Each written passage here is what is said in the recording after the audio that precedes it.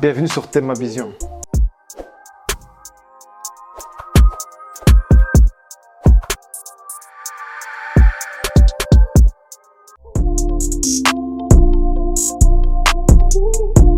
Alors, je m'appelle Rachel Mohamed, je suis boxeur depuis mes 18 ans, ça fait énormément d'années, je sais plus, ça fait plus de 10 ans. Je boxe pour l'équipe nationale belge. Je suis un des premiers talents, on va dire, en Belgique qui a su débloquer des budgets, qui a su débloquer des financements pour une équipe nationale. Je faisais partie du premier projet en 2016 pour Tokyo. Donc on a créé tout un projet autour de moi en Flandre, parce que moi je boxe du côté flamand. Et il y a eu un investissement sur moi, sur Vasile, sur Victor. C'est mes coéquipiers, dont Vasile est qualifié aujourd'hui pour Paris 2024. Il s'est qualifié l'année passée pendant les championnats d'Europe. Et ça c'est plus arrivé depuis 1992. C'est-à-dire que c'était une pression qu'on avait sur les épaules depuis des années. On nous attendait au tournant. Mais il y a eu un changement, il y a eu un travail. Mais en gros, voilà, je suis un boxeur de Bruxelles, anciennement aussi footballeur, mais niveau cadet, voilà, j'arrête à 17 ans. Mais un sportif, disons un sportif de Bruxelles, voilà.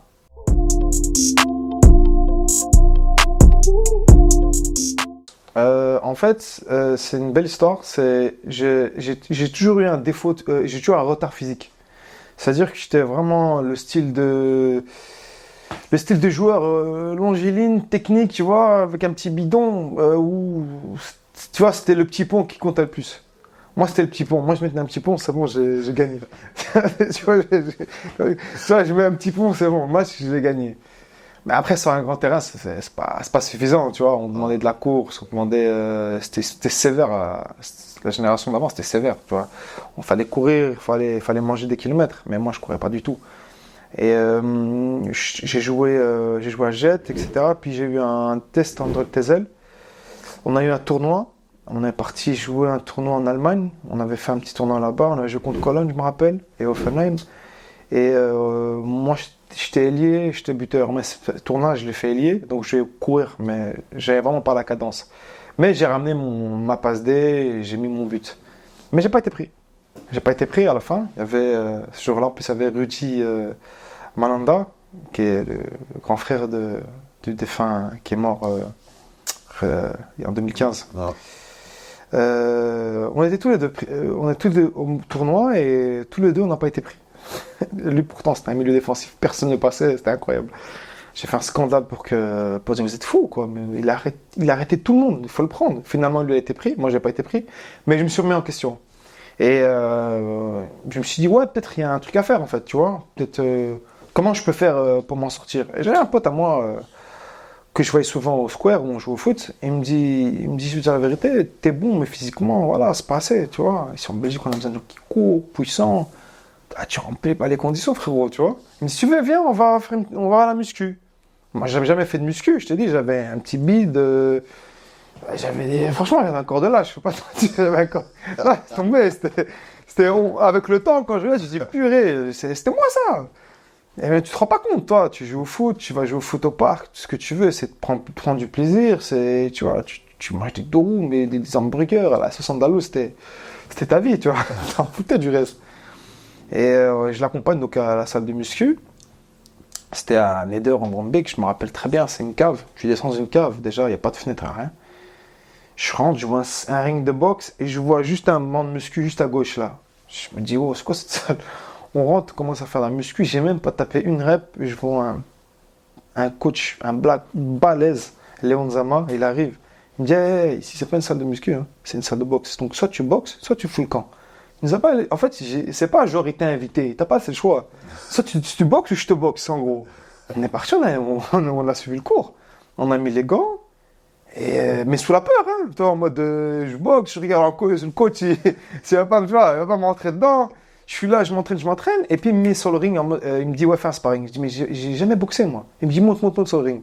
De nouveau, coup de pression. Je dis, vas-y, je vais monter.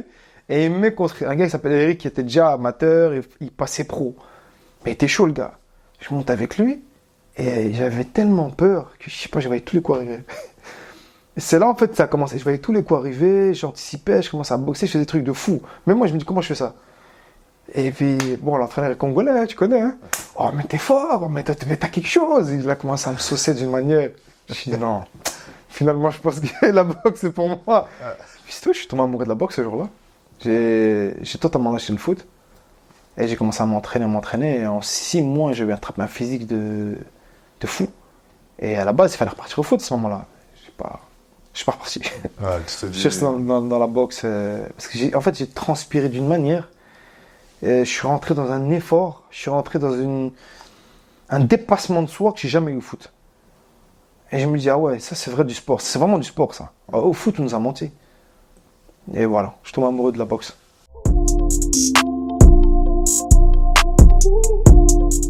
Surtout mentalement, parce qu'au foot, quand tu joues, tu vas arrêter, tu veux faire le minimum possible. Tu veux te cacher, tu es là, tu comptes sur tes coéquipiers. Or que dans la boxe, tu n'as pas le choix, tu es tout seul, c'est toi et toi. Tu es face à un homme, en plus dans un ring, donc tu es en évidence, donc dès que tu fais quelque chose de... Dès que tu lâches, on le voit direct. Donc tu n'as pas le droit à l'erreur, tu vois, ça met une pression et tu dis, mais je fais comment pour combattre cette pression? Bah, il faut y aller en fait, tu vois, il faut faire les efforts. Et à force de faire, tu te dépasses à chaque fois, de jour en jour. Et inconsciemment, mentalement, tu deviens plus fort aussi, tu vois. Et je le voyais. Parce que voilà, j'ai grandi à Boxtal. Boxtal, c'est pas le Bronx, mais c'est tout comme, tu vois. Tu sors, t'as des potes qui font n'importe quoi. T'en as, ils sont... Voilà, dans des trucs illicites. T'en as, ils font du sport. T'en as, ils essaient de s'en sortir. T'en as, ils étudient. Tu vois, et t'es là, tu sors, t'es influencé par tous ces éléments. Tu te dis, je fais comment? Si t'es pas fort mentalement à ce moment-là, tu flanches. Mais moi, grâce à ce moment-là, parce que c'était aussi un âge très charnière, 16-17 ans, c'est là où tu vas un peu te diriger vers, tu vois, soit tu prends le bon, soit le mauvais chemin. C'est allez, c'est cliché, mais c'est réel, tu vois. Tu prends le bon ou le mauvais. Mais à ce moment-là, quand tu es tout le temps en train de t'entraîner, que tu es fatigué, tu arrives, tu fais le choix, en fait, de pas traîner avec ces personnes, pas parce que tu ne veux pas, tout simplement parce que tu es fatigué, tu rentres à la maison, parce que tu penses au lendemain à être performant, à dire non, il faut que je m'entraîne. Parce que si je dors pas, je vais ramasser demain, tu vois. Alors ça t'empêche de traîner avec les mauvaises personnes et de faire n'importe quoi. Donc mentalement, la boxe, ouais, effectivement, ça t'amène une sérénité, un mindset, une force mentale, mais vraiment au-dessus de la moyenne.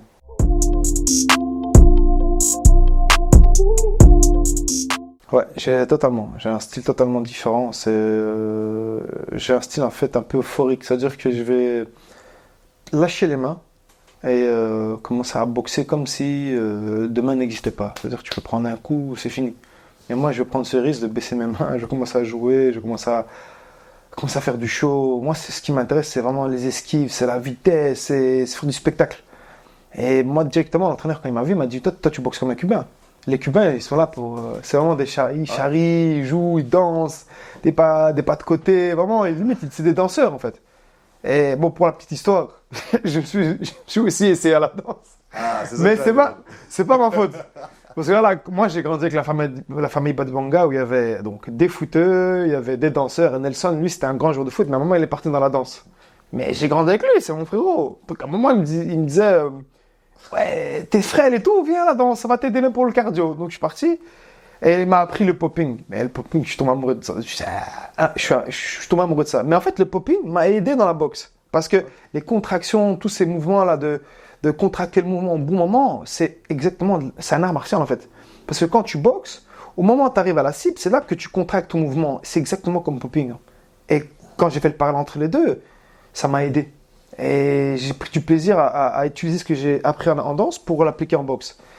Et il y a eu en fait, dans le sport, il y a beaucoup de parallèles. Que ce soit dans la danse, à la boxe, du foot, à la boxe, du basket, à la boxe. J'ai l'impression que la boxe est une voûte centrale dans laquelle tu t'adaptes sur énormément d'éléments, à comprendre ton mouvement, à gérer ton poids, à gérer tout simplement ta gestuelle. Il y a ce côté aussi un peu au-delà du sport en fait. Ouais. Après, on va rentrer dans la philosophie, ça va rester une heure aussi.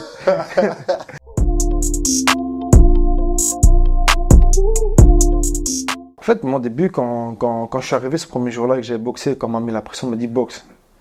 Ah, j'ai commencé à boxer comme, sous pression. Mais là, en fait, je me suis laissé aller. Et pendant que je boxais, il me disait, c'est ça, tu es un sugar, mais c'est sucré. Il me disait, boxe champagne, c'est de la boxe champagne. Vous avez vu? Il disait aux autres, mais c'est ça la boxe.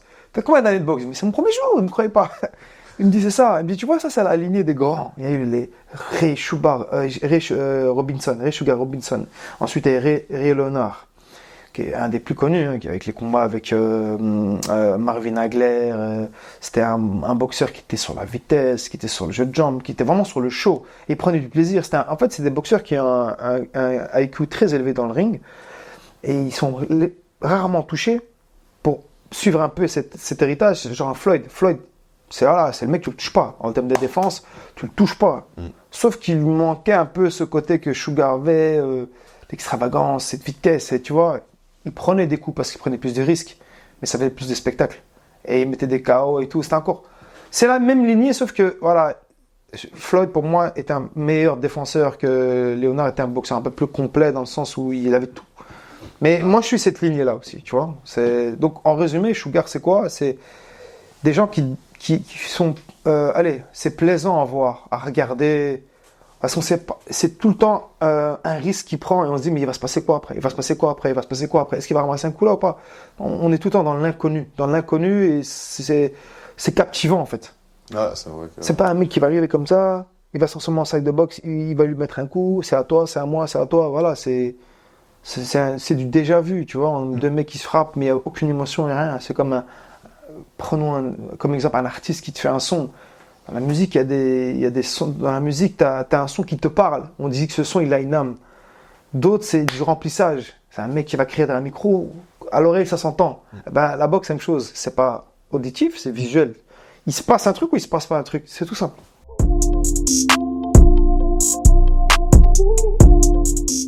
La boxe, c'est très difficile. C'est pas que du talent. Franchement, il y a beaucoup de gens talentueux qui ont raté et des gens qui n'ont pas de talent qui ont réussi. Non, pour le sport de combat en général, c'est pour moi 80% du temps, c'est du travail. Même 90%, c'est du travail. 5% de mental et 5% de talent. Mais principalement, c'est l'acharnement, c'est le travail. C'est ces heures d'aller à la salle, la muscu, la récup, les étirements, même en dehors de l'entraînement, à l'entourage. Tu sais vraiment l'implication et le sérieux que tu vas mettre dans ton travail. Dans toute chose, hein, donc, que ce soit au travail, que ce soit au sport, que ce soit dans la musique, que ce soit dans la vie de couple, peu importe. C'est l'implication que tu vas mettre dans ton activité, à quel point tu y crois pour y arriver. Tu peux être talentueux, mais si tu t'entraînes jamais, et que tu manges comme un fou, et que tu t'entraînes pas, tu vas pas courir, limite tu fumes, tu vas arriver sur un terrain de foot, limite, on a vu des joueurs de foot s'en sortir. Mais Dans un ring, c'est impossible. C'est impossible, tu passes pas un round, hein. Tu peux pas mentir. En fait, un boxeur n'est quelqu'un de réel. Généralement, quand tu vois les boxeurs, tu parles avec eux, ils sont tous... c'est vrai que c'est un peu spécial pour certains, mais ils ont tous un point commun, ils sont vrais. C'est-à-dire qu'ils vont exprimer ce qu'ils ressentent. C'est-à-dire qu'ils sont vraiment dans le moment présent. Tu vois, ils ne vont pas commencer à chipoter ou avec quelqu'un d'autre. Ils vont affirmer ce qu'ils sont directement parce qu'ils le font tous les jours dans un ring de boxe.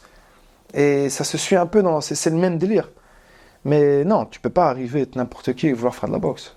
Éducatif, te faire plaisir, perdre du poids, certes, mais si tu veux boxer, faire les Jeux Olympiques, passer professionnel, boxer au MGM Grand à Las Vegas, ça va être chaud. Plus, quoi. Ah ouais, ça va être chaud. Il faut de la détermination. Ah, clairement. La détermination et le travail, c'est clair.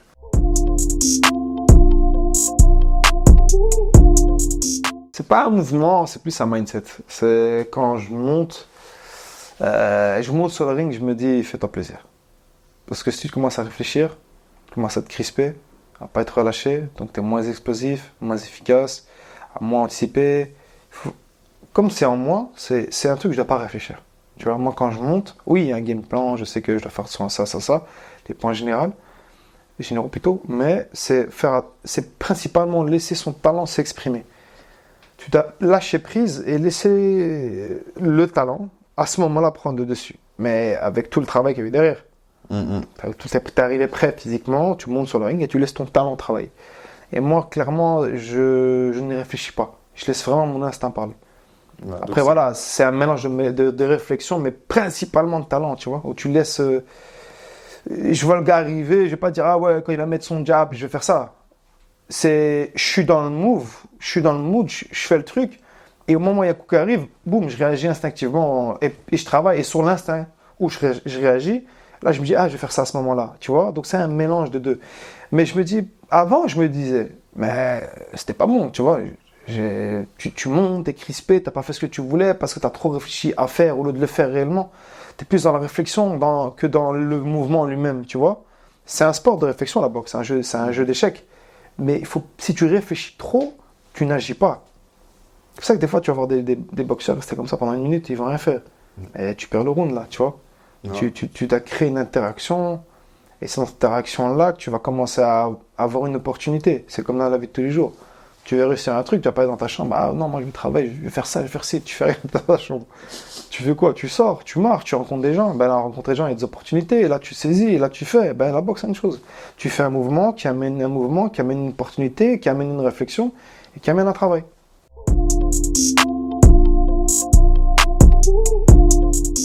Clairement, tu soulèves un très bon point. Tu vois le coach que je t'avais dit là? Un très grand coach, mais malheureusement, il a disparu. Tu vois. On va pas citer l'origine pour éviter des problèmes. Hein. Mais c'était un très grand coach. C'est lui qui m'a appris principalement toute la boxe. Il a disparu, donc je me suis retrouvé tout seul. Donc je suis venu m'entraîner tout seul parce que j'ai vraiment aimé la discipline. Je suis vraiment tombé amoureux et pour moi, c'était devenu une drogue. Si je m'entraînais pas, je me sentais mal. Donc je m'entraînais, mais j'évoluais pas parce que j'avais pas de regard extérieur pour me corriger. Donc je faisais tout moi-même en pensant que c'était bon, mais c'était pas bon, tu vois. Donc je commençais à m'entraîner tout seul et pendant des années, j'ai pas eu de coach. Et lorsque j'ai eu un coach, c'était pas le bon aussi parce qu'il y a aussi la relation coach et élève qui est aussi important. C'est cette connexion qui est très importante pour soit tirer le meilleur d'un boxeur, soit le pire. Malheureusement, je suis tombé sur un coach qui m'a tiré le pire pendant des années. Et là, récemment, j'ai pris comme coach mon ancien coéquipier de l'équipe nationale, Philippe, Natal, dédicace, s'il voit cette interview. Et j'ai senti un truc que j'ai jamais senti. C'est-à-dire que lui, il me connaît tellement par cœur qu'on s'est connecté d'une manière où il te pousse à un niveau que toi tout seul, tu peux pas y arriver. Tu vois. Et ça, je connaissais pas. C'est pour ça que cette année, en fait, j'ai fait des résultats que j'ai rarement fait dans le passé. Et je l'ai fait parce que, voilà, je voulais tellement y arriver que j'arrivais à briller un petit peu, tu vois, des petits éclats de lumière. Mais là, depuis que tu as un vrai coach dans ton coin, c'est différent. Tu arrives dans le coin, il te motive. C'est pas qu'il dit, ouais, non, fais plus attention à sa droite. Il a un discours de mindset motivant. En gros, il faut que tu y arrives. Derrière toutes les années que tu as fait, c'est maintenant, tu vois. Rappelle-toi de tes sacrifices, rappelle-toi ça. Il te galvanise d'une manière, tu oublies la fatigue, même tu repars. Et la même chose pour notre nouvel entraîneur national qui est là depuis 1 an. C'est un Italien, mais il a fait tous les Jeux depuis 2008. Il a fait Pékin, il a fait Londres, il a fait Rio, il a fait Tokyo. C'est lui qui a qualifié Oshin, qui est dans notre équipe. C'est une fille qui est du côté de Gand. Elle s'est qualifiée et personne ne croit en elle. Elle a 36 ans. Pour donner l'exemple de l'importance d'un coach. On l'a mis de côté, personne ne croyait en elle, tout le monde l'a pointé du doigt en mode catégorisé, non, elle s'est finie, elle a 32 ans, elle est vieille, c'est une femme, etc. Toi, misogynie, tout le bazar. Elle est arrivée, il a juste corrigé quelque chose, quelques paramètres, il a plus travaillé sur son mindset, et elle a fait. Mais aujourd'hui, c'est une fusée, la meuf. Elle s'est qualifiée, elle tape tout le monde. Quand tu lui parles, tu dis, oh, calme-toi, constamment là, tu vois, même quand on est en train de manger à la cafette, en stage, là. Relâche-toi, elle ne se relâche pas, la meuf, elle est concentrée, focus, tu vois. Mais elle est fière d'elle-même, tu vois. Elle s'est dit, moi, je me suis qualifié pour les Jeux aujourd'hui. Mais j'ai cet exemple à côté de moi, je me dis, ah ouais. Et quand je lui pose la question, il me dit, ouais, c'est Raphaël. Il te parle d'une manière.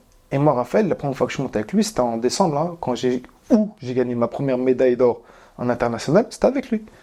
Il m'a dit un truc simple. Il m'a dit, you have 9 minutes for change your life. Go, Rachel. Non, c'est maintenant. Pourquoi il dit ça? Mais d'une manière un peu à l'américaine, on n'a pas l'habitude de le belge, tu vois. Je me suis dit, oh, moi comme ça.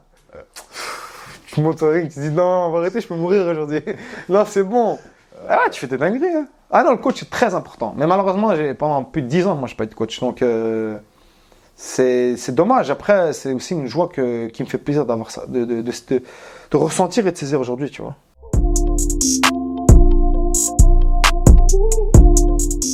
En gros, en vrai, je vais même t'emmener dans cet épisode-là. Tu as vu cette journée avec moi. Ouais. Je me prépare pendant je sais pas combien d'années.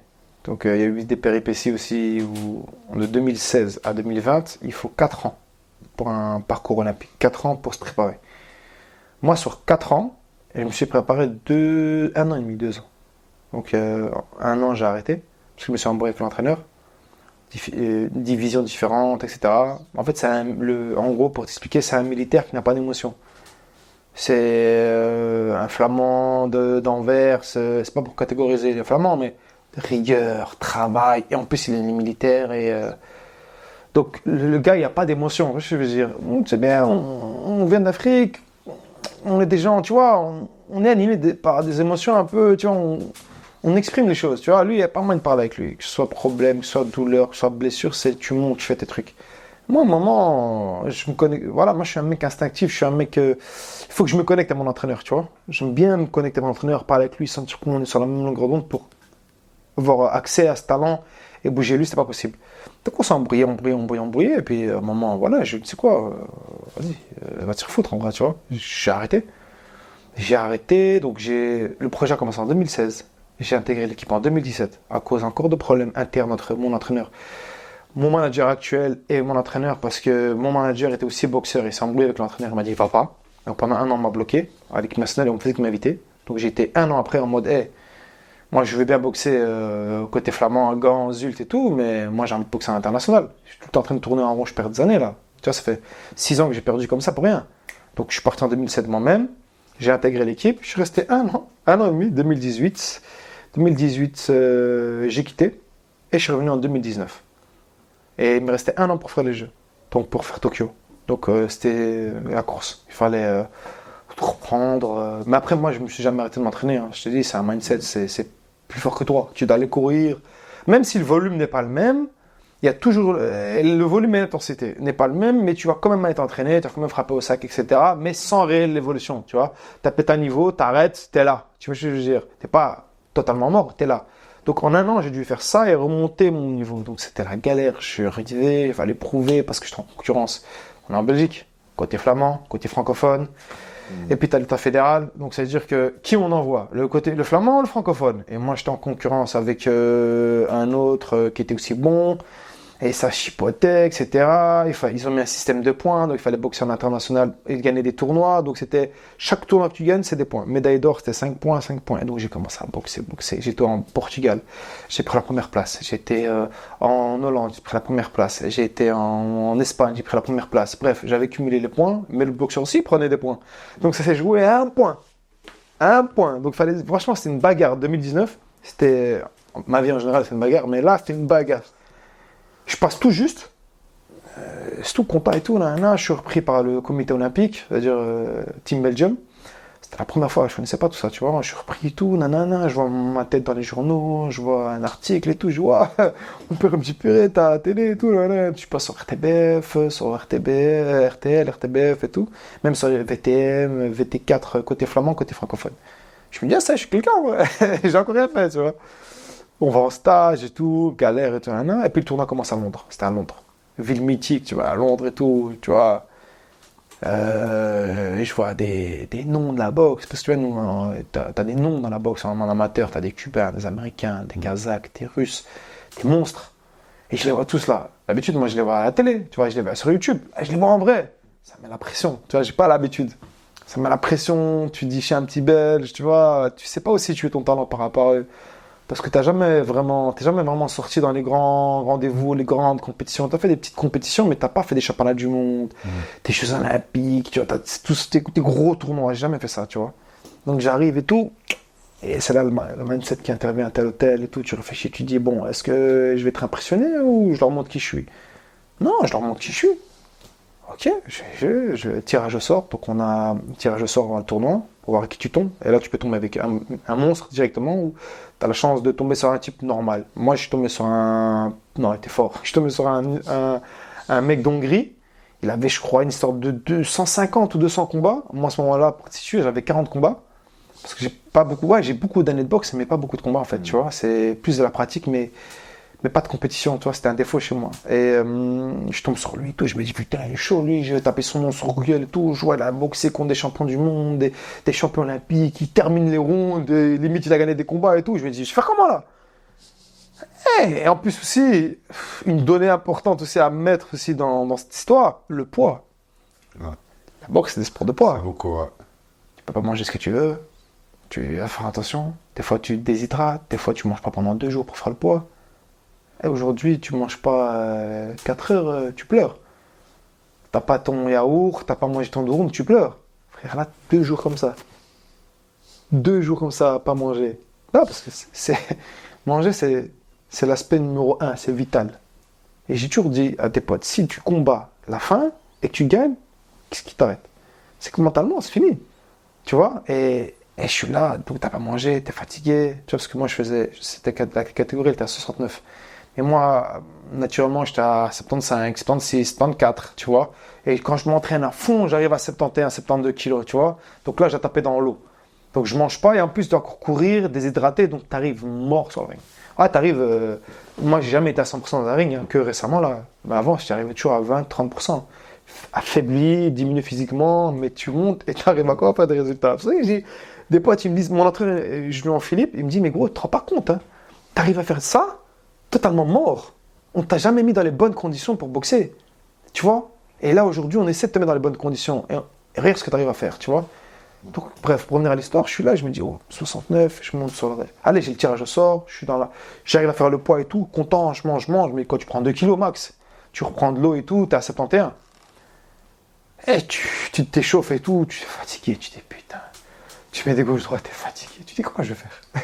En plus, il y a la télé qui est là, c'est en direct, il y a des milliers de personnes qui regardent, donc si tu tombes KO, les gens qui croient en toi, et c'est la honte, tu vois.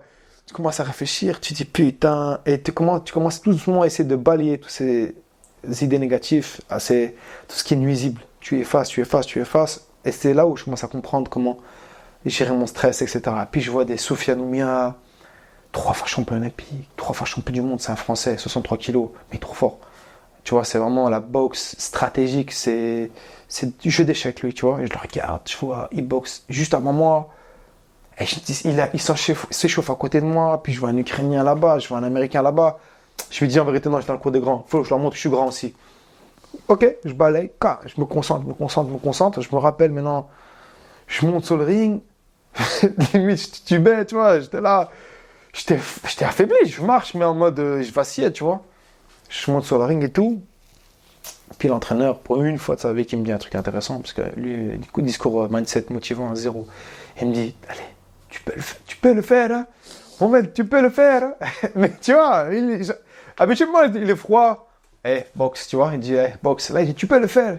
Je me dis, là, fais un effort, vas-y, je vais faire un effort. Je déconnecte un truc. Et j'avais une explosivité ce jour-là, je sais pas ce qui s'est passé. Je commence à gagner premier round 5-0, parce que tu as 5 juges, tu vois, qui t'arbitrent. Quand tu gagnes un round, tu as 10. Quand tu perds un round, tu as 9. Je vois, je gagne 10 et lui, il a 9. Pour la 5 juges autour de la table. L'entraîneur me dit, tu gagnes le premier round, la même chose, deuxième. Boum, je commence à prendre de plus en plus confiance.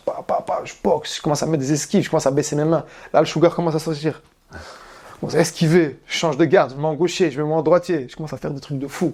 Je gagne le deuxième. Donc, je gagne le combat parce qu'il y a 3 rounds. T'as 20. T'as 10-10, t'as 20. Tu vois?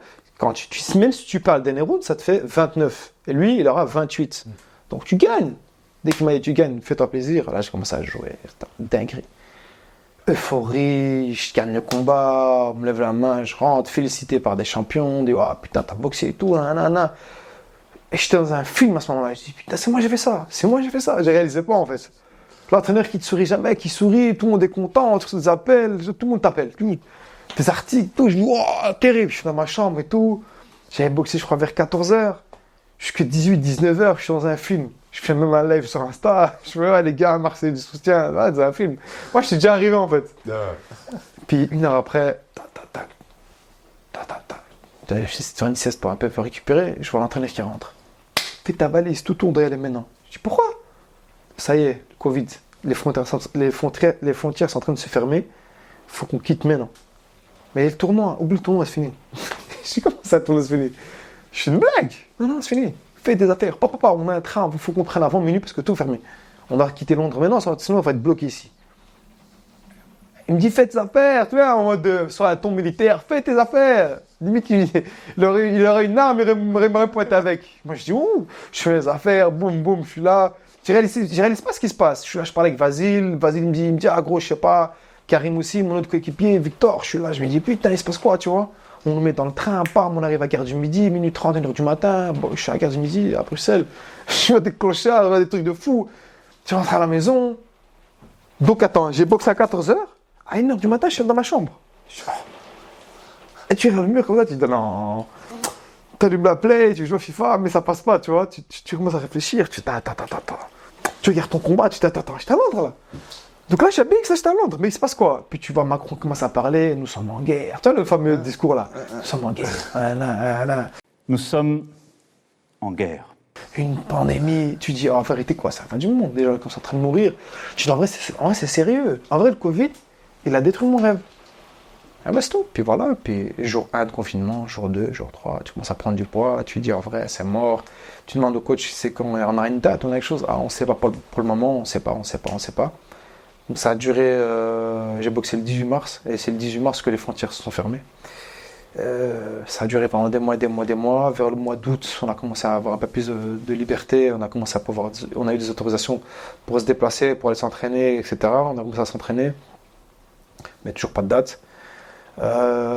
Puis on a commencé à se préparer. On a gardé le physique, le niveau, et on a reçu une date en juin de l'année passée, de l'année qui suivait. Donc en juin 2021. On a reçu une date, je crois, 2 mois avant. On a commencé à se préparer et tout. Donc je me suis dit, vas-y, j'y vais. Et à ce moment-là, je tombe Covid, positif. Donc on doit faire un test pour aller au tournoi. Je fais le test, on me met positif. Ah, tu peux pas aller. Je fais, tu sais quoi, sa mère la boxe. Je suis sa mère. Ouais, j'arrêtais là. Je me dis, tu sais quoi, t'es sa mère, c'est pas fait pour toi, c'est bon. Et voilà. Et t'as fait comment pour remonter mentalement alors après? Ah ben, comment j'ai fait? J'ai été au Naja. C'est une salle à Scarbeck. J'ai le coordinateur de l'équipe nationale, Ibrahim, qui m'a appelé pour voir comment j'allais. Je crois que c'était en octobre. Il m'a dit, écoute, passe professionnel et tout, etc. Vas-y, passe professionnel. Je dis, ah, on fait la boxe, c'est bon, tu vois, on fait autre chose, tu vois.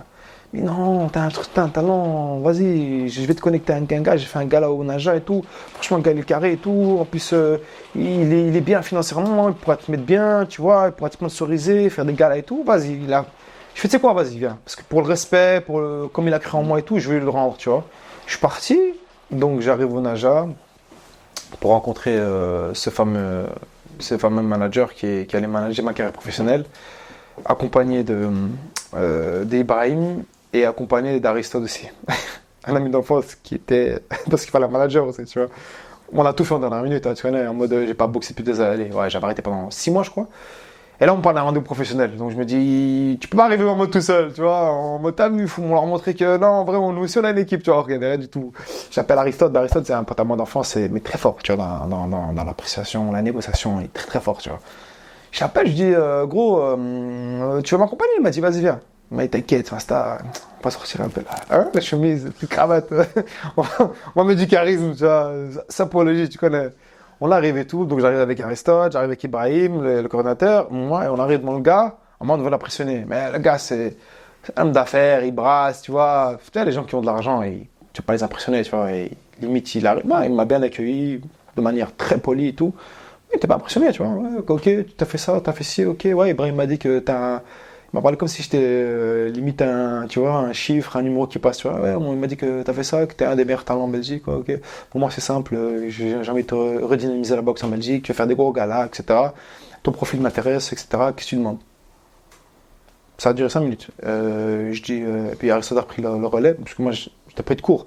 Puis Aristote me défend, il me dit, écoutez, voilà, l'artiste, le boxeur ici, on peut dire artiste quand même, parce que la boxe, c'est un art.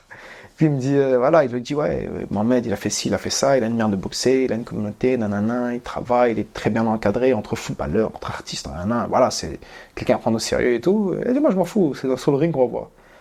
Bref, on s'arrange à notre manière, je bouge, et en bougeant, je croise Tarek, qui est à la réception. Et Tarek, c'est un pote d'enfance, c'est un coéquipier, on s'entraînait il y a 10 ans avant ensemble, tu vois, parce que Tariq, c'est un multisport. Il a fait du karaté, il a fait de la boxe, du judo, taekwondo, il a fait tout, en fait, le mec. Et même du ping-pong, je crois qu'il a fait, et, tu vois, pour le poignet, pour mettre le crochet. Non, le mec, c'est un étudiant, c'est un savant du sport, lui, c'est un truc de fou. Je crois, tu fais quoi là et tout? Je lui explique, il me dit, allez, tu vas apprendre. Il me dit, ah, c'est bien. Directement dans la discussion, dans la motivation, tu vois. Directement, lui, dès qu'il m'a vu, il a compris que non, il y a quelque chose, vas-y, je vais le motiver. Tu vois, il me parle et tout. Et je lui dis, tu sais quoi? Il me dit, moi, je suis coach ici. Principalement, je m'occupe du MMA et tout. Hein. Et j'ai un petit ici, Patrick et tout, à Bibora. Ouais, passe l'occasion, on met les gants avec lui. Je dis, gros, moi, je suis rouillé, ça fait des mois et des mois que j'ai rien fait. Il me dit, non, ça va me faire du bien et tout.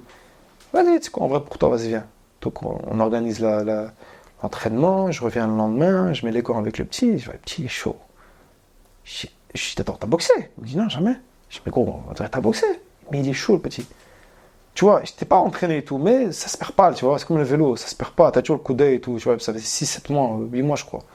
Physiquement, j'étais vraiment en dessous de lui, mais techniquement, j'étais au-dessus, mais je me disais à un moment, oh, se faire à mesure du combat, il commence à s'adapter. Je dis, wesh, truc de cyborg, frère, t'analyses tout, tu réorientes ton calcul, tu deviens chaud de minute en minute, tu vois. C'est un talent, ce petit.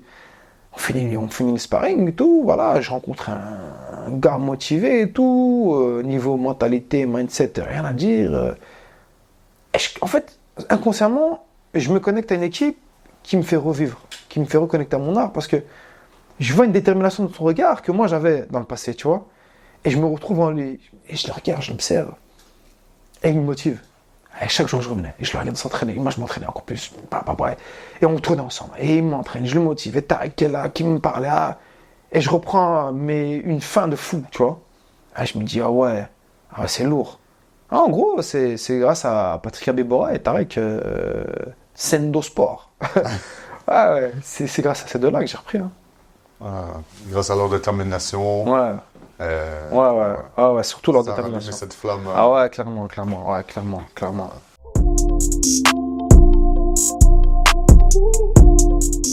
Bah, je dirais à ce petit, déjà, est-ce que tu es sûr de choisir ce sport? Parce que c'est très difficile. Ensuite, après lui avoir expliqué que c'est difficile, lui dire une deuxième chose. Je viens de te dire que c'est difficile, mais prends plaisir d'abord, pour commencer. Prends du plaisir, ne réfléchis pas trop. Fais-le seulement. On revient à l'histoire de l'opportunité, de marché, fais d'abord. Entraîne-toi, regarde un peu où tu en es, regarde si ça te parle. Si ça te parle et tu as réellement un talent pour ça, alors commence à te structurer et être plus sérieux dans ton travail, et à faire un planning, et à vraiment t'entourer aussi de bonnes personnes qui vont te motiver, parce que l'entourage, ça fait beaucoup. Une fois que tu t'es entouré et que tu as décidé de le faire, tu te mets des objectifs. Atteindre, je sais pas moi, savoir courir 5 km. Taper plus de 3 minutes au sac. Pour commencer, des bêtises, tu vois, mais des objectifs atteignables. Et de fur et à mesure, faire monter ces objectifs-là, pour à chaque fois accomplir un travail et le réussir. Et à travers ces réussites, avoir confiance. Pour s'automotiver, en fait. Et sur le long terme, de viser aussi des objectifs sur le long terme. Et donc, moyen terme et long terme. Sur le moyen terme, c'est par exemple, viser un titre. Faire un tournoi, faire un combat, pour commencer, faire un combat. Si tu gagnes ton premier combat, on évalue, voir ce qu'il y a à retravailler. Parce qu'en fait, dans la boxe, c'est tout constamment des nouveaux challenges, tu vois. C'est tout le temps un nouveau problème qui apparaît. C'est comme une voiture, tu conduis, il y a toujours un témoin qui s'allume. Tout le temps. Tu dis, oh putain, je dois faire ça, mais je viens mettre de l'huile, merde, je comprends pas. Alors, je viens de changer le pneu, il faut encore changer le pneu. La boxe, c'est ça. Donc, tu peux pas t'embêter. Tu as toujours, tous les jours, un truc à faire. Et c'est tout le temps, c'est une vie de défi la boxe. Tout le temps, un truc à travailler. Donc moi je dirais à ce petit, si tu aimes les défis, lance-toi, mais prends du plaisir. Et on verra où ça te mène. Parce que c'est du calcul, et en même temps, c'est de l'aventure. Donc il y a une phrase qui dit dans quel état j'arriverai au bout de mes rêves? Je sais pas dans quel état je vais arriver au bout de mes rêves. J'ai le cœur solide.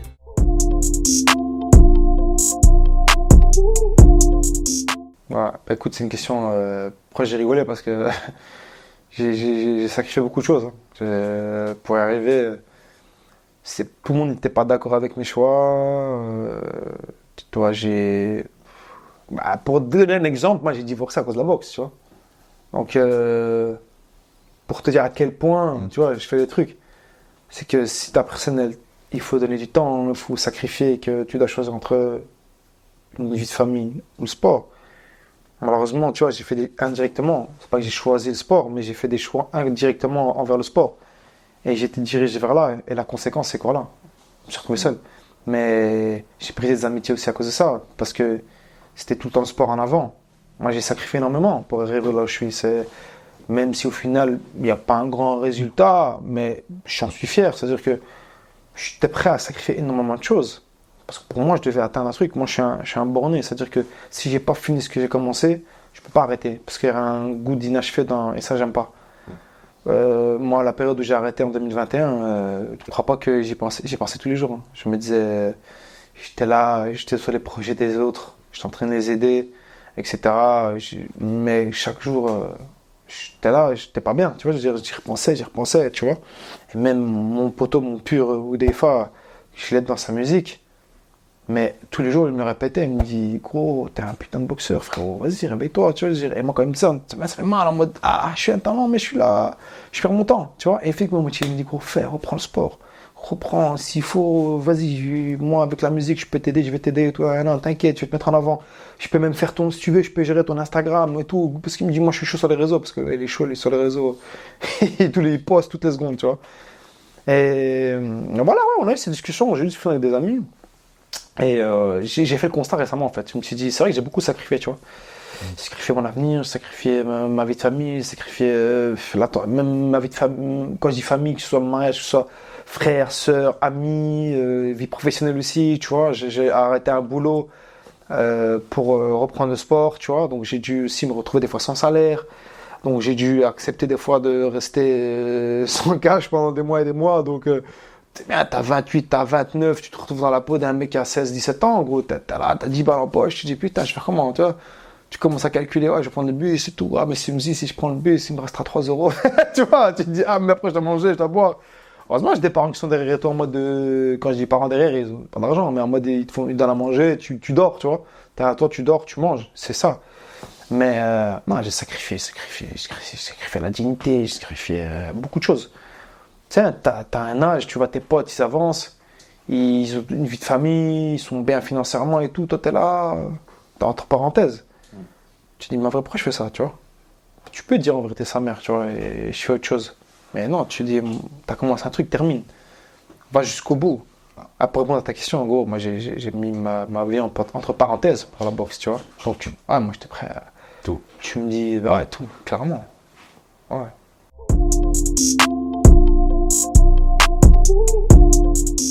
Moi, quand j'ai commencé la boxe, j'ai directement rêvé des jeux, parce que en fait, on me l'a mis dans mon esprit. Ah non, toi, je vais faire les Jeux Olympiques. Revenons à notre premier entraîneur, hein, Léon Nzama. Il me dit non. Quand il m'avait boxé ce premier jour-là, il m'a dit, toi, tu vas faire les Jeux Olympiques de 2012 à Londres, parce qu'on était en 2009, 2008, donc c'est trop tard pour Tokyo. Non, c'était Pékin, excuse-moi, en Chine. C'est trop tard, donc 4 ans plus tard, c'est Londres. Donc il m'a mis ça dans mon esprit et tout. Quand j'ai pas fait Londres, mais je pensais plus trop aux Jeux Olympiques, tu vois. Moi, honnêtement, j'avais plus d'objectifs dans la boxe. Le seul objectif, c'était de me dépasser moi-même, tu vois. J'ai commencé par un objectif qui n'était pas le mien, donc on me l'a insufflé dans mon esprit, mais c'était pas vraiment mon objectif, tu vois. C'est devenu une routine, tu vois. C'est devenu un plaisir, la boxe. Donc je boxais sans vraiment avoir d'objectif. Et c'est au fur et à mesure, avec les années, dans les situations où je me suis retrouvé, dans les niveaux où j'étais, on m'a mis des objectifs qui n'étaient pas les miens.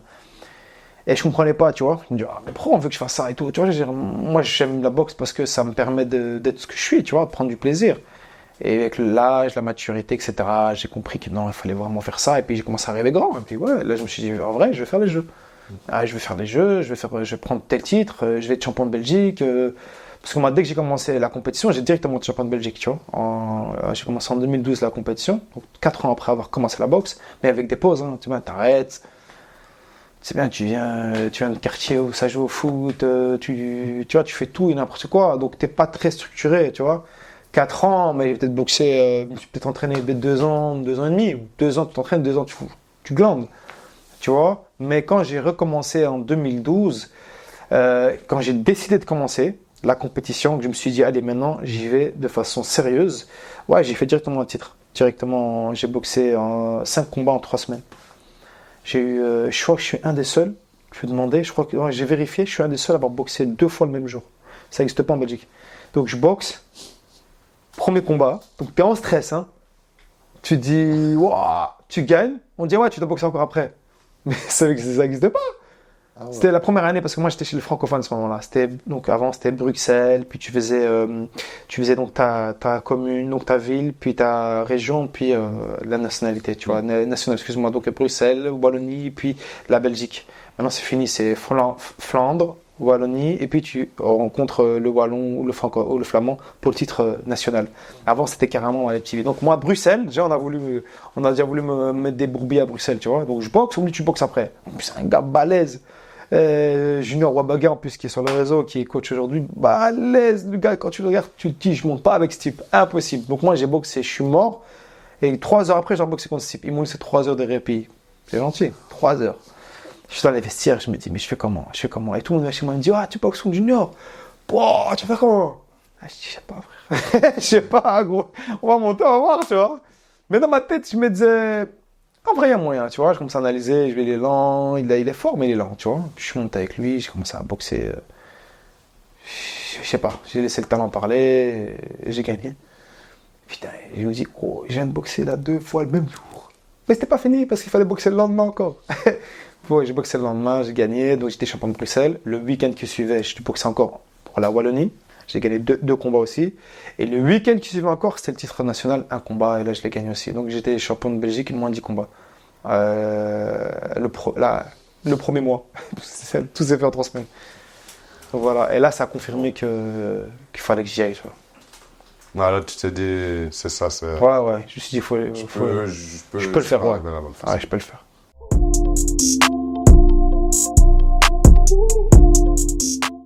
De manière générale, effectivement, il y a des blessures dans tout sport. La boxe aussi, c'est un sport des plus difficiles. Mais j'ai jamais pensé à ça, en fait. J'ai jamais mis cette réflexion dans mon esprit de dire ouais, mais je pourrais ramasser tel mauvais coup, tel mauvais coup. J'ai pas mis de frein mental. Je suis quelqu'un de spontané, ça veut dire que si j'y vais, je vais pas réfléchir, tu vois. Par contre, pour les blessures qui sont liées au sport, oui, des fois, t'es là, t'es incapable de boxer. Hein. T'as une cheville qui est pétée, t'as un genou.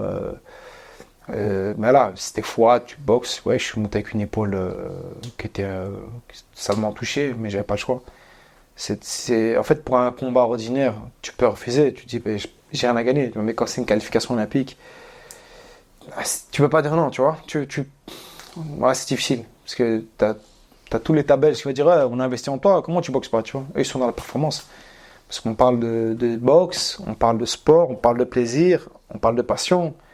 Et au niveau, c'est les résultats, tu vois. Là, on va mixer hobby, ta passion, mais aussi travail et résultat, tu vois. C'est le haut niveau, c'est le résultat. Il n'y a pas d'émotion au haut niveau, tu vois. Ils s'en foutent.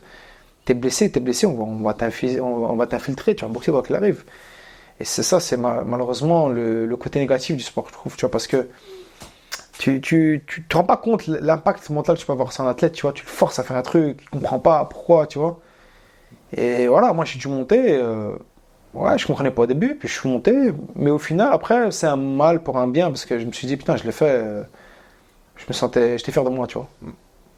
Mais généralement, non, tu penses pas aux blessures, de façon générale, tu penses pas, c'est comme quand tu prends une voiture, tu dis pas, j'ai fait un accident, tu roules.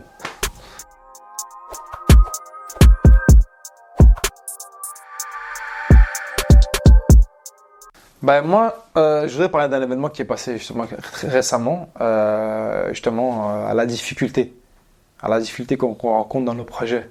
En fait, c'est une expérience qui peut peut-être en témoigner pour des millions de personnes. On peut parler un peu de façon générale. Dans la vie, on a toujours des plans. Des fois, ça se passe pas comme on veut. Mais on fait quoi quand ça se passe pas comme on veut? On abandonne ou on continue? Ben moi, j'ai eu affaire à cette expérience où j'ai eu cette réflexion. Donc, pour un peu recentrer l'histoire, c'est donc j'ai arrêté la boxe pendant longtemps. Je suis revenu qu'au mois de novembre, donc ça fait quelques mois. Pendant 2 ans et demi, j'étais absent. Je reviens. J'arrive à retrouver un pseudo niveau que je développe en novembre et que je retrouve en décembre. On va dire que je suis à un pic où je prends une médaille d'or. Je goûte à la sensation de la réussite, du succès, les gens qui t'encouragent, sont derrière toi, tu vois, rendre fiers ceux qui ont cru en toi, tu vois, principalement. Et tu te remets à rêver, tu te dis, waouh, c'est bon, tout est possible. Tu vois. Et à ce moment-là, tu te blesses. Tu te dis, généralement, c'était toi qui foutais la merde. Tu n'étais pas au poids, tu déconnais, tu mangeais trop. Je suis toujours entraîné sérieusement. Mais c'est vrai que le poids, c'est toujours été un souci. Et pour une fois que tu fais tout correctement, tu dis, il va rien t'arriver, t'es intouchable. Ah ben non, tu te blesses. Tu te dis, il faut soigner ça. Tu prends un peu de temps, tu soignes mal le coude. Tu prends du temps, tu soignes mal. Tu reviens en Belgique, tu dis, ça va passer. Finalement, tu repars en stage. Tu t'aggraves la blessure. Tu dis, ah, tu retrouves pas les mêmes sensations. Tu commences à hésiter. Tu te dis, ah merde, c'est quoi le truc, tu vois. Tu reviens en Belgique. Parce qu'on va souvent en stage en Italie avec l'entraîneur, vu qu'il est italien. Tu vas en Belgique, tu soignes. Ça guérit. Tu repars directement en stage, après quelques jours. Donc, tu n'as même pas le temps de renforcer le bras et tout. Mais tu te dis, tu ne vas pas laisser le doute dans ton esprit. Tu te dis, c'est bon, tu peux le faire, tu peux le faire, tu peux le faire. Tu répètes cette phrase, tu peux le faire, t'inquiète. Tu boxes, premier sparring, parce que c'était un camp international juste avant les qualifications olympiques. Donc, il y avait 22 pays, avec des médailles de bronze, des médailles d'argent des derniers Jeux olympiques à Tokyo. Donc, top niveau, la crème de la crème. Tu te retrouves avec des gens comme ça, tu boxes, tu arrives à tenir tête, tu arrives à gagner, tu te dis, mais wow, en fait, je peux vraiment faire quelque chose cette année, tu vois. Et à ce moment-là, où tout est possible pour toi, l'impensable se produit, tu te blesses. Tu fais quoi? Tu te dis, mais j'étais à 2 doigts. Et là, je me blesse. Dur. Tu rentres dans ta jambe, tu commences à réfléchir. Tu te dis, pourquoi ça m'arrive? Pour une fois que je mets tout en place. Pour une fois que j'ai un staff autour de moi, j'ai tout ce que j'ai toujours rêvé d'avoir. Et là, ben, c'est le destin. Tu vois, tu te dis, ben écoute, j'ai pensé à arrêter, tous les jours. Tous les jours où je suis sur place, je veux arrêter. Mais en même temps, je vais continuer. C'est une dualité qui dure toute la journée. Tous les jours, chaque semaine, tout le temps que tu es là. Tu te fais face à toi-même. Tu deviens ton pire ennemi. Tu deviens ton pire ennemi. Non, je vais arrêter. Pourquoi je continue? Mais pourquoi on m'oblige à boxer? Je n'arrive même pas à utiliser ma droite. Ben, dis-toi, je faisais des sparring avec une main. Je m'entraîne avec une main. Donc mon quotidien, c'était, je tape au sac avec une main, je monte au ring avec une main, je vais à l'infirmerie, de la glace, électrode, kiné qui te soigne, etc. Mais tu peux toujours pas utiliser ta droite. Tu fais des sparring où tu as le malheur de juste faire ça. Le coach il dit non, tu n'utilises pas la droite, que la gauche. Donc tu es frustré, tu peux pas utiliser ta droite. Tu rajoutes frustration, blessure, un rêve qui te dit mais comment je vais faire pour me qualifier avec une main? Tu acceptes la réalité doucement. Et quand tu arrives à la compète, j'ai failli lâcher, je vais pas te mentir, j'ai fait un petit scandale là-bas. Moi je comprends pas. Vous voulez croire en nous, vous voulez nous mettre dans les meilleures conditions, mais vous nous envoyez blessés pour monter sur un ring. Là c'est une blessure, ok, c'est pas très grave. Imaginez maintenant ça s'aggrave. Rupture de tendon, etc. C'est l'épaule, tu vois, c'est déjà le tendon qui est enflammé, tout le bazar, le cavité rotateur. Mais si ça s'aggrave, c'est fini. Il n'y a plus de deuxième chance en Thaïlande. C'est terminé. On prend ce risque. Et je me suis dit, mais pourquoi ils prennent du risque comme ça? Pourquoi ils sont pas dans l'analyse du moment de prendre les meilleures décisions? Et là, je me suis rappelé, au haut niveau, il n'y a pas d'émotion. Ils veulent du résultat. Tu ne peux pas aller te plaindre, dire ah non, non, tu dois faire les choses. Et là, tu dois brider ton esprit à te dire c'est comme ça que je dois réagir. Donc oublie que tu as mal, oublie tout ça. Tu vas monter, tu vas gagner avec une main. Ce qui est impossible, tu vas le faire. Et je suis monté, premier combat avec une main. Je ne vais pas te mentir que c'est un truc de fou que je vais vous dire là, mais pendant le combat, je me dis, il faut que je perds comme ça, je rentre à la maison. Donc je monte sur le ring et je me dis, putain, on est mardi, Ramadan avec moi ce dimanche, je sais pas, graille de viande bien moi, parce qu'à la base c'était viande pas halal, etc., viande bio bizarre, du blé, tu touches pas. Donc tes frustrations, nourriture, blessure, la totale. Tu montes sur le ring, tu te dis, si je perds, comme je suis blessé, allez, j'ai ma deuxième chance à Thaïlande, c'est bon. Tu vois ton ennemi qui va te dire, non mais t'inquiète, tu vas rentrer à Bruxelles, tu vas manger un Mister Code, ça te met bien, t'inquiète, en plus t'as la famille, tu vas dans ton lit. Donc tu montes en mode, en vrai vas-y. Je monte en voulant perdre. Donc je fais le premier round. J'arrive dans le coin, on me dit c'est bon, tu gagnes 5-0. Mais moi je fais le minimum pour perdre. Je dis putain. Et je me dis, je dois encore faire moins pour perdre en vérité. Donc pendant que le coach il me dit, tu peux arriver et tout, tu fais ça avec une main et tout. Donc t'es même pas connecté avec lui. T'es en train de te dire, non. T'es en train de faire des calculs, bon. Si j'ai gagné le premier comme ça, si je fais le deuxième, je vais le perdre. Non, il faut que je rentre à la dalle, j'en ai marre. Tu vois, je remonte dans le deuxième round, je commence. Mais c'est plus fort que toi, tu boxes. Tu fais le minimum, je le perds ce round-là. Puis je reviens dans le coin, le coach il me dit, non. entre le premier et le deuxième round, il y a 2 mondes. Qu'est-ce qui se passe? T'es sérieux que tu vas lâcher maintenant? C'est ça que je dis l'importance d'un coach.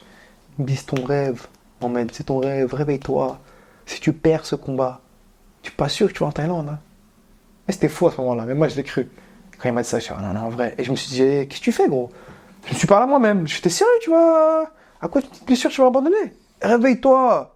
Je suis arrivé dans le 3e round énervé. Bam, je suis arrivé. J'ai mis que d'être. Pouf, j'ai commencé à avancer sur lui, toucher, j'ai esquivé, papa. Je l'ai surclassé. Et là, je gagne le combat pile poil, mais vraiment sur le fil. Et l'entraîneur, il me dit, mais j'ai vu ce que tu as fait. Hein. Pourquoi tu as fait ça? Et je parle avec lui, et puis il me dit, non, c'est pas comme ça. Tu vois, tu as du talent. Ok, les blessures, ça arrive. On peut pas faire des plans et que ça se passe comme on voulait que ça se passe. Il y aura toujours des soucis dans toute ta vie. Dans l'amour, dans le travail, dans le sport, dans la famille. Il faut t'habituer dès aujourd'hui à vivre comme ça. Tu seras jamais au top de ta forme. Accepte-le. Il m'a parlé d'une manière, il m'a galvanisé. Je suis rentré dans ma chambre, je fais, tu sais quoi? Je suis boxeur américain, je dis donc toujours plus tard. Il est vice-champion du monde. Je vais donner le meilleur de moi-même. Et je suis monté, j'ai fait une dinguerie avec lui. J'ai perdu le combat. J'avais une main, parce que on a un niveau, voilà, il est chaud. Et j'ai monté mon niveau aussi. Hein. On a fait un combat de fou. Et lui, il savait que j'étais blessé parce qu'il était avec moi en stage. Donc il m'a vu pendant 10 jours à l'infirmerie. Donc il savait. Et même lui, il m'a dit, bro, comment tu vas faire? Je suis, let's get it. Allons-y seulement. Il m'a dit, c'est mental, toi. Mais c'est pas que moi, la mentale, c'est pas vrai. Moi, j'étais en doute pendant des mois, des semaines et des semaines. Tu vois, moi, c'était une façade. Mais au final, j'y ai cru. Et je me suis conditionné et je l'ai fait. Mais cet épisode-là, c'était la pire expérience de ma vie. Alors, franchement, honnêtement, c'est chaud de se dire, t'as un rêve, tout le monde croit en toi, t'es au top de ton forme, de ton niveau, de ta forme, et t'arrives ce truc, comment tu fais? Tout le monde croit en toi. Tu vas baisser les mains, tu vas abandonner ou tu vas continuer? J'ai pendant le processus, je voulais abandonner, mais au final, je l'ai repris juste in extremis, tu vois. Et mentalement, en fait, je reviens beaucoup plus fort, me dire, putain, en vrai, il faut surmonter n'importe quelle épreuve. C'est pas parce qu'il t'arrive un petit truc que tu vas abandonner, tu vois. T'es le maître de ton destin, t'es le maître de ton véhicule. Ton travail t'en conduira là où tu veux aller, même avec une roue en moins. Donc voilà, en gros, c'est ça. C'est Ouais. magnifique, frère. Merci beaucoup. Je t'en prie, frérot. Merci. Bien vu. Confiance.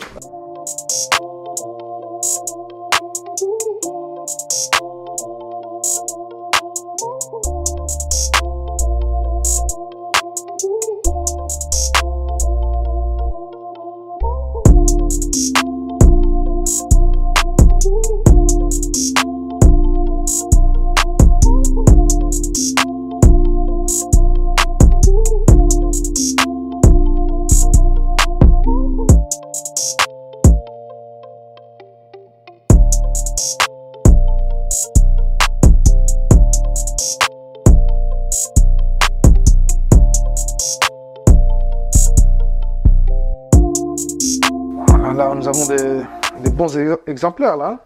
Tino Luisa. Des belles couleurs bien vives. Hein. Des logos. Belle casquette. C'est de l'art ici, il y a l'inspiration en tout cas. Ah, j'aime bien cette couleur. Hein. Ah, propre. Très propre. Bon, pour ranger, c'est autre chose. Pour ranger, c'est autre chose. Contre les vestes là, terrible. Ah ouais, terrible. Terrible le design, terrible. Ouais, il y a une petite veste ici. Ah ouais. Ah ouais, le coltan. Ça met le Congo en avant. Eh ouais, le coltan. Putain, ils sont terribles les vestes, hein. Franchement, terrible. Je vais essayer de me choper une veste en cachette. Faut pas le dire. Hein. Franchement, lourd. Mais bon, je pense que je vais m'attarder sur ça. Hein. Ouais. Ouais, c'est lourd.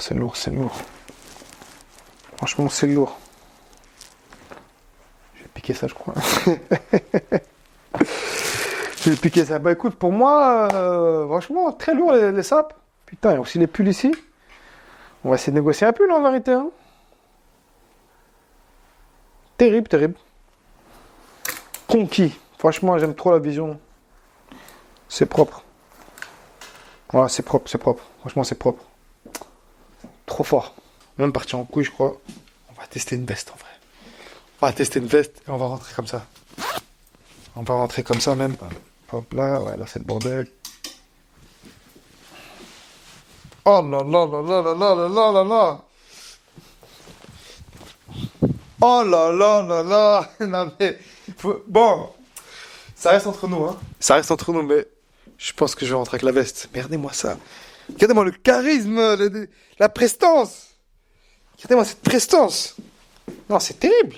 C'est terrible. Franchement, Tino Luisa, tu fais du bon boulot. Merci à toi.